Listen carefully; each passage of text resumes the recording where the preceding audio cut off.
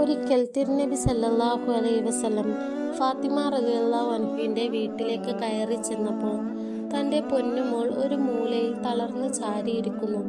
വിശപ്പിന്റെ കാഠിന്യം ആ മുഖത്ത് കാണാം. പേരമക്കൾ അസഹ്യമായ വിശപ്പിനാൽ തളർന്നുറങ്ങുകയാണ്. ആ നയനങ്ങൾ പരസ്പരം ദീനമായി നോക്കി. സങ്കടത്തോടെ നബി സല്ലല്ലാഹു അലൈഹി വസല്ലം അവിടെ നിന്നും ഇറങ്ങിത്തിരിച്ചു. ഒന്നും കൊടുക്കാനില്ലായിരുന്നു ഉപ്പാന്റെ കൈവശം. ഉപ്പാനോടൊന്നും ചോദിച്ചതുമില്ല പൊന്നുമോൾ. കുടുംബത്തിനൊരു നേരത്തെ വിശപ്പടക്കാൻ മാർഗമില്ലാതെ വന്നപ്പോൾ അലി റളിയല്ലാഹു അൻഹു ചോദിച്ചു, നമ്മുടെ വീട്ടിൽ വിൽക്കാൻ പറ്റിയ വല്ല ഉപകരണവുമുണ്ടോ? ഫാത്തിമ റളിയല്ലാഹു അൻഹു പറഞ്ഞു, നമുക്ക് ലഭിച്ച ഒരു പുതപ്പുണ്ട്, അത് ഉപയോഗിക്കാത്തതാണ്. അലി റളിയല്ലാഹു അൻഹു പറഞ്ഞു, എങ്കിൽ അതിങ്ങ് തരൂ, ഞാനത് ആർക്കെങ്കിലും ആവശ്യമുണ്ടോ എന്ന് നോക്കട്ടെ. നമുക്കൊരു നേരത്തെ ആഹാരത്തിന് വല്ലതും കിട്ടിയാൽ അത് വിൽക്കാം.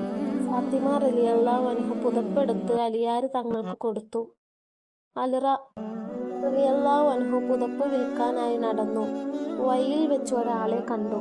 അലി റളിയല്ലാഹു അൻഹു പറഞ്ഞു, ഈ പുതപ്പ് വിൽക്കാനുള്ളതാണ്, താങ്കൾക്ക് ആവശ്യമുണ്ടോ?